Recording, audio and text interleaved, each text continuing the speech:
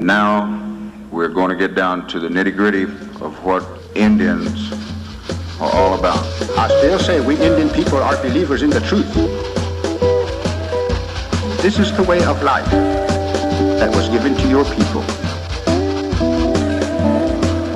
You're born an Indian, you're going to die an Indian. Indianness is a good life. You're facing an Indian this afternoon. Good Saturday afternoon out there, everyone, and welcome to your number one source for Native American television news. It's Native News Today. Along with Gerald Wofford, I'm Jason Salzman, welcoming you in. And for the next 30 minutes, we're going to have a great show. Post-festival bliss going on. We were able to get rid of everything festival, start looking for next year, but it was a great time, and it's time to get back to normal. Absolutely, back in the studio here, although it was fun to be out amongst the people there at the Stomp Dance, event. We were there shaking hands with people, meeting old friends, and even talking with some of the people that have been on some of the Native News Today stories. Oh yeah, lots of people out there. And I got a call from one of our faithful viewers, Miss Nancy Deere, and she was telling me, Jason, I talked to one of my friends that came to the festival from California.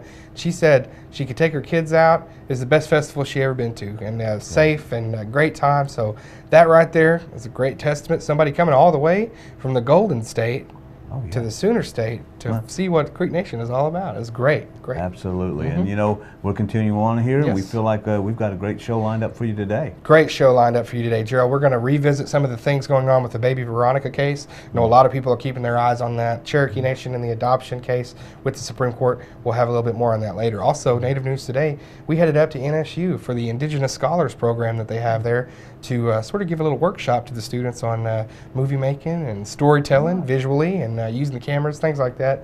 We had a lot of fun with that. But our very first story is going to come back after the first break is with Mr. Sky Walkingstick. Now, Sky is a recent high school graduate in the state of Alabama. He's an Eastern Band Cherokee. He wanted to wear his eagle feather that was given to him as an achievement. With his tribe, that's the way it's done. Wanted to wear his eagle feather for graduation. The school wouldn't let him. So it's been a very controversial thing. This has happened to a few students, and so Sky was glad enough to give us some time. So after this first break, we'll be right back with Sky Walkingstick via satellite. Every 7 minutes, someone loses their eyesight. What do people with low vision look like? What do they see? Project Native serves Native Americans by offering hands-on workshops using low vision equipment that help with everyday activities. Please call 918-456-5581 for details about this free program. If you are Native American with low vision problems, let us help. Call 918-456-5581. And welcome back to Native News Today, folks. And we got a special treat right now. Joining us all the way from Alabama is recent high school graduate and a member of the Eastern Band of Cherokee Indians, Mr. Sky Walkingstick. Sky, thanks for being on the program today. You're welcome. All right, well, I think a lot of people maybe not know the story, but Sky, a little bit of controversy. Your recent high school graduation, you wanted to wear your eagle feather, which we see you have on right there, and they wouldn't let you do it. Can you talk about that and what happened? Well, I arrived at the graduation already with my eagle feather and my tassel, and I guess it would have been a more respectful thing to do to ask them anyway. But as you know, federally they can't make me take it out. But when I arrived there, my teacher, Mr. Smerman, he confronted me about it, and he said, he already started shaking his head no. And I asked him, why are you shaking your head? He said, you cannot wear that at the graduation. And I asked him why, and he said, you just can't. I'm like, okay. And I told him, it's part of my heritage, my religion, all my achievements that I have accomplished. Well, he said, well, you still cannot wear that. And so I didn't want a whole lot of ruckus or trouble the graduation night. And so I went back to my car and I put my feather in the car, and went on ahead with the graduation with my feather in my heart. Well, when I came back, him and my vice principal, Mr. Bryson, they both confronted me about it. And Mr. Bryson wanted to make sure why I knew that I couldn't wear this. And I asked him, well, you know, why don't y'all know that I can wear this? But anyways, he said, we don't want anyone to feel inferior, and this is a formal event, and we want everybody to look the same. And I was wondering then how come everybody can wear their cords that they achieved. I'm pretty sure that would make the students there that were on the standard diploma feel inferior. But other than that, I just went on ahead with my feather in my heart and my head held high. And you know, and this has happened not just with you, but a lot around the country. These stories like this, but I think when dealing with these things, a lot of people, you know, there's a lot of misunderstanding. They really don't know what goes into it. And in your tribe, getting a feather is a sense of accomplishment, you know, an achievement. Can you tell us about how it was given to you? Yeah. Actually, I was going through hard times at a point in my life, and you know, just by the grace of God, I couldn't done without God. He helped me through it. But my dad actually gifted the feather which I'm now wearing. He gifted it to me because he said that he saw that I have matured a whole lot, you know, from such a young age. I received it when I was about 15 or 16, and so yeah, he was he gifted it to me. He's also a member of the tribe. You know, the Eastern Band of Cherokee is very proud people, and this is a sense of honor to be bestowed upon you like this. And I know that you had to have been really, really excited about wearing it. It's a big monumentous occasion in your life. Can you talk a little bit about how you felt when they asked you to take it off or that you couldn't wear it? Right. As soon as no, well, let me just say this. I already expected for them to give me heck about it. They gave me heck all throughout my high school path, and they gave me a lot of it about my hair being too long, and having earrings in, and just all sorts of stuff. And so that night they told me that I couldn't wear it. In a way, it was a surprise for me, because I figured out of all the people, a government and economics and a history teacher would understand. You know, here in Oklahoma, you know, it's Indian territory. We have 39 federally recognized tribes. I don't want to say we're spoiled, but I think that a lot of the times, you know, our customs, our traditions around here are you know, people know more about them and they respect them, and it's a little bit more, they're a little bit more aware of those things. And it just seems like other places maybe there's not as much understanding. Now, your state there, Alabama, does these kind of things happen a lot where there's kind of a miscommunication of what Indians are about? It happens all the time. And when they told me I couldn't wear it, I felt horrible. I was actually getting mad.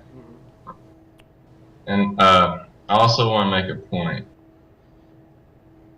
I don't want to handle this in a aggressive attitude way. I want to handle this in peace, and I don't want to get my vice principal or my teacher fired. I just want to be able to fix things so they'll know next time that, you know, this is okay, and for awareness. You know, I'm not Because I mean, if I do this out of vengeance, which I'm not, then I'm no better than they are. Well, you know, it's a tough situation, Sky, that you had to deal with there. It's something that, you know, takes a little bit of bravery, and we commend you for that. I want to congratulate you on all your accomplishments, and wish you the best of luck in the future with everything. And we just want to say the best of luck, and thank you so much for being with us here on Native News Today to share your story. Yeah, I appreciate it, and you're welcome. All right, Sky Walkingstick there, high school graduate in Alabama, the Eastern Band of Cherokees, and want to thank him so much for sharing that story, and a lot of that going on. So make sure you see it in the news. It's one of those things to where we need to keep an eye on it. So we're going to go to a break, and we'll be right back with the rest of the Native News Today. Pumakasam gadat, ibufanga, nage, adigat, punhayadit, omega. Diosnuk, that's true. Throughout the generations, our elders have taught us to preserve, share, and more importantly, protect the abundant natural resources we have here in Oklahoma. We are the original environmentalists and protector of these resources. The Muskogee Creek Nation believes tribal and state governments must work together to ensure future generations will have clean air and clean water as the ultimate legacy. What is good for Oklahoma tribal nations is good for all Oklahomans. Remember, tribes are truly the original Oklahomans.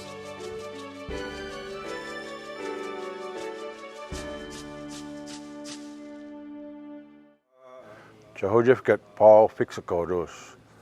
Ikanagat Tekobachi, Mikusapkajokonman, Amikusapkajokodos.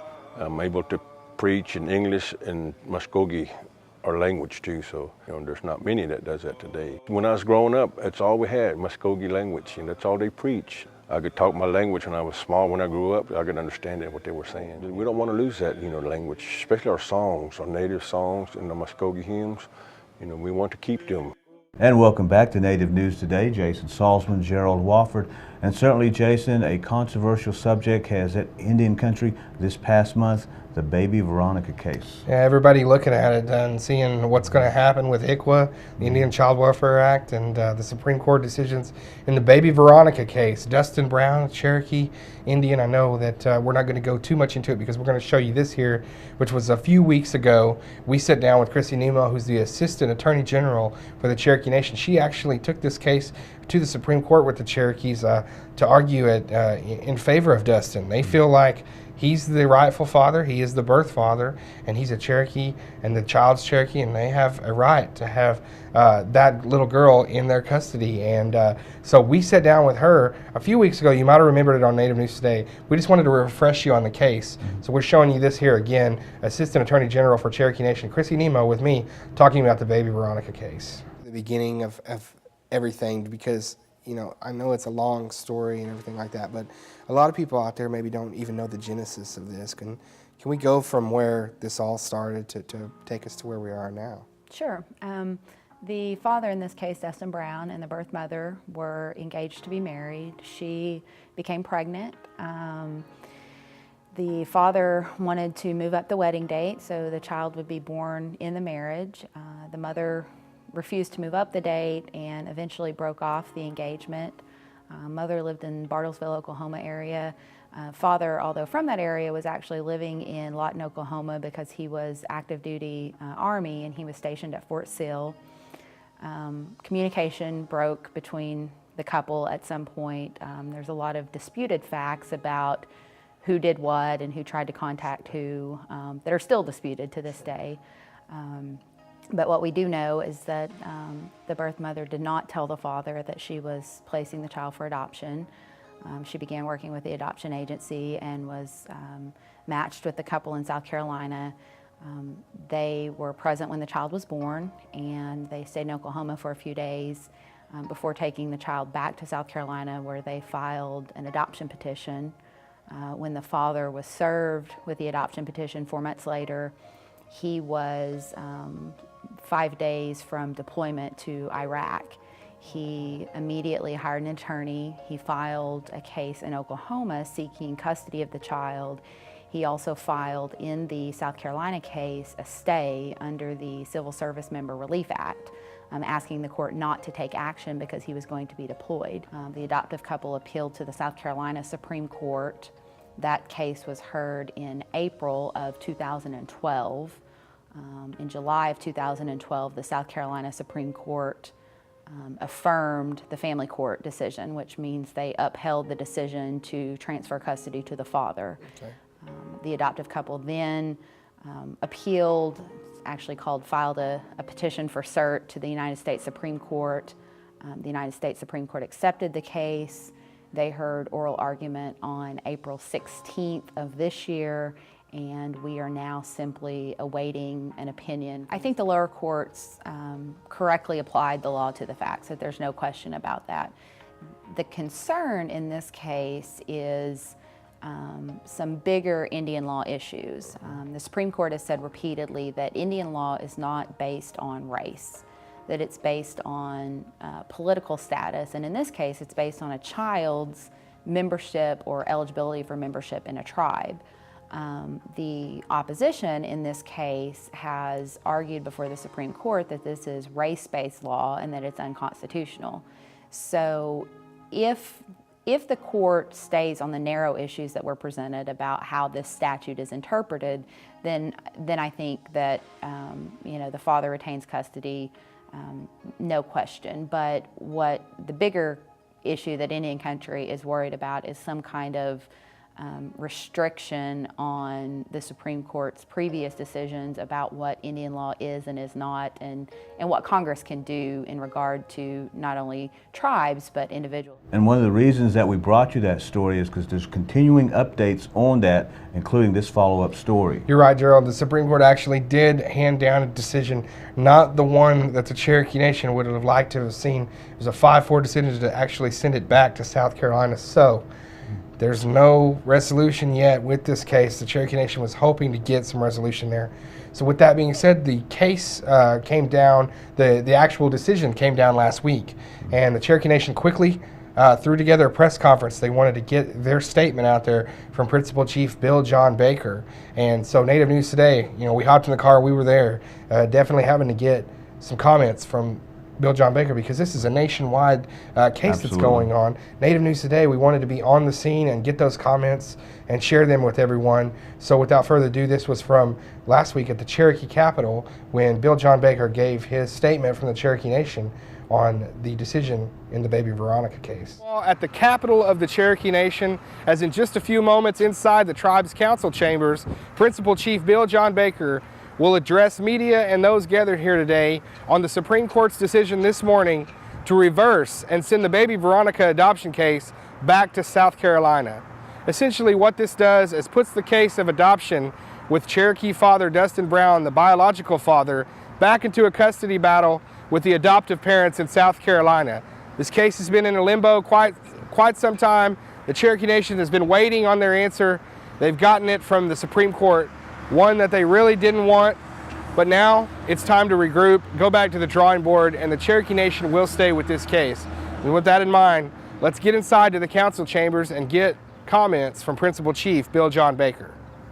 While we are thankful that the U.S. Supreme Court upheld the Indian Child Welfare Act and protected the law vital to the survival of Indian country, we are deeply, deeply disappointed that this case was not fully resolved.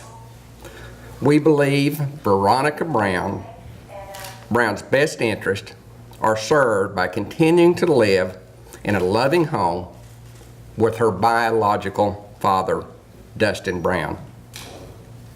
My heart, and no doubt the hearts of all of Indian country, goes out to Dustin, our fellow Cherokee, his entire family, his parents, his wife, and 2 small children, including Veronica. Everything this family has gone through the past few years just to keep his biological child, his baby girl, is more overwhelming than any of us can imagine. keeping Veronica Brown with her family is what is best for her, her family, the Cherokee Nation, and all of Indian country. The Cherokee Nation remains committed to the protection of Indian children and families, and we will continue to support the Brown family with our thoughts, prayers, and every available resource we have so that they can keep their family whole. Their fight is our fight, and we will be there every step of the way. Wado.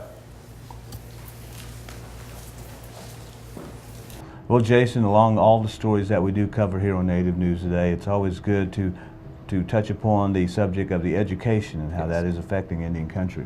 Yes, and one of our cornerstone educational institutions in this state is Northeastern State University in Tahlequah. They have a place there called the Indigenous Scholars Development Center, Gerald, and really it's young kids that are in school there that have a chance to really blossom, and they're Native students, and they're involved in different Native American clubs and fraternities around school. They're really kids wanting to make a difference, and what they've been tasked to do here is basically go around and interview and do little videos and documentary type pieces with Native scholars around Oklahoma. They've already started doing this. They asked us to come up, give them a little hand, maybe kind of show them what's going on, and so we definitely were happy to oblige, and anytime we can help out, it was great. So we want to show you guys this piece that we filed from going up there and visiting with these kids. The Indigenous Scholar Development Center is part of a federal Title III grant program called the Native American Serving Non-Tribal Institutions Program. I know that's a very long title. It's also known as NASINT. It's one of 7 that are funded in the state of Oklahoma, specifically to help the academic performance and retention rates of American Indian students. We've been in operation. I've been the director of the program since it started for about 1 year now. Today, we are happy to have Jason Salzman from Muskogee Media coming here to meet with a group of 5 students who are Indigenous scholars here at Northeastern State University's Indigenous Scholar Development Center. And so what we have started as one of our projects is portraits of Indigenous scholars. And so this is an ongoing series that we're hoping to have developed, and it's from the students are really the center of this, and they're driving it. It's an opportunity for the students to be able to interview Indigenous scholars and also develop their production skills as well. Jason and Tyler are here today to show the students different techniques and share their experience in being able to interview people, and then also editing and producing and making good interview pieces. My name is Michael Landrum. I am a student worker here at the Indigenous Scholar Development Center, and I'm a member of the Cheyenne Arapaho tribe of Oklahoma. I really look forward to working for ISDC just because simply I am so active on active here on campus with all the Native American organizations. Working with ISDC will help me collaborate, with all these organizations to also help expand our Native presence here on campus. I noticed that there was a lot of Native students that go, to NSU, and so that's what really drew me to come to NSU. I really wanted to go to Arizona State University, but that was kind of far away from home. But NSU is really close to me as far as the Native community goes. I know a lot of, not really traditional backgrounds, but just being around the Cherokee, culture, it was kind of made me feel comfortable being right here at NSU. So being from another tribe, that kind of helped me fit in a little bit more. It's something that's my life's passion. I have a personal commitment as an American Indian woman. I'm Anishinaabe Ojibwe. I'm enrolled at Buffalo Point First Nation, and I've always wanted to do something that helps the community and to help people but specifically to serve American Indian students in higher education. My mother was the first in her college to get a college degree, and it was because of an Indian scholarship. And so before I was here, I worked at the College of the Muskogee Nation, and I'm very honored to be able to be a part of the accreditation process for the tribal college as well. So I have a strong commitment to serving American Indians in higher education. And that brings us to another conclusion of Native News Today. We thank you so much for joining us here. We know that your Saturdays can involve other things, important things, and we hope that certainly Native News Today is one of those important things. And of course, if you got some things to do, that magic button called the DVR is always there. Well, Gerald, we always like to say that we hope that we land somewhere in between fishing and a garage sale. If we're somewhere in that priority range, we'll take that. And I think that we certainly appreciate so much the folks out there that watch us every Saturday. And one of the great places that we get to interact with them is the festival. Now, I don't want to go back to the festival too much, but like I said, we're out and about with the folks, and we get to see some folks and talk with them. And hey, we watch you guys every Saturday, doing a good job. Thank you, absolutely. And if for those folks out there that continue to watch, hey, we hope we're hustling enough to continue to put out a good product. Well, we got to MC the parade, and a lot of you just came up to us and just, were just so nice, and thanks for the show and just everything that we do. We just really appreciate that, and it was really nice to meet everybody. You got it, and absolutely.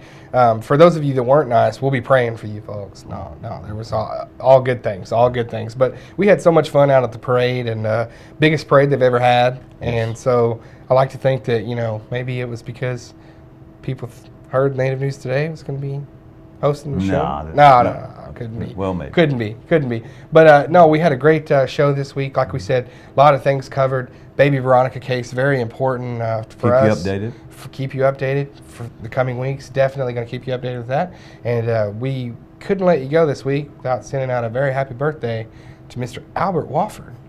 And I believe what, Gerald? Let's tell us how young this guy is. Well, the patriarch of the family, if you will. He's 84 years young. Wow. So, Dad, all the best to you. Happy birthday, Pops. And so, with that, also, it's another special weekend. It's Independence Day weekend, July 4th. Everybody out there popping fireworks, having watermelon. Now, those Eufaulans, I know they know about 4th of July. We had a big July 4th weekend, and lots of servicemen from there, too. And with that in mind, we definitely wouldn't get away from 4th of July weekend without talking about our Native American veterans and their service to this great country. And so with that, we leave you today with a special message from our Muskogee Creek veterans about 4th of July weekend.